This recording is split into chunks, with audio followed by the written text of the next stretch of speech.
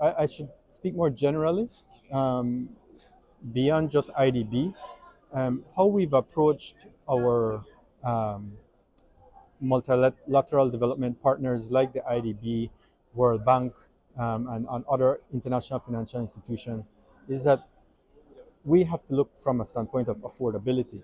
Um, Interest rates, as you may be aware, have gone up over the past couple of years um, across the globe, and Belize is no exception to that.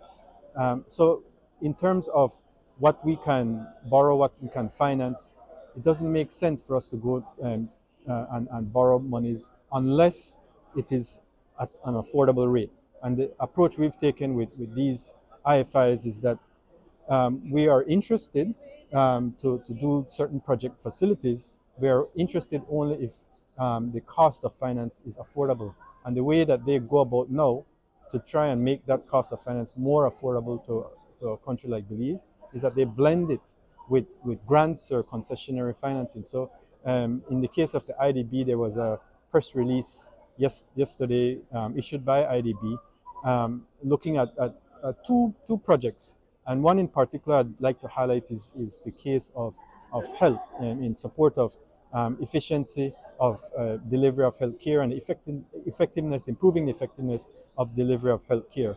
That is not a project that has been finalized by any stretch of the imagination, but what we put to them is that had to have it was purely loan based, but had to have some concessionary components to it. So ultimately, in that case, for example, roughly you're talking about $30 million in finance, but of that $30 million, only 14 million would be from the IDB, 2 to 3 million would be grant based, and the remainder would be highly concessionary from the Korean Trust Fund.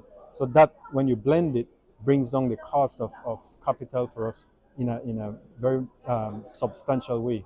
So that's how we're treating with all the IFIs now. You can't come to us and say, oh, they all want to lend us X, Y, and Z for different projects that we see of interest, but it doesn't make sense for us unless the cost of funds is affordable for us. And as a benchmark, we try and keep cost of funds on a blended basis below 3%.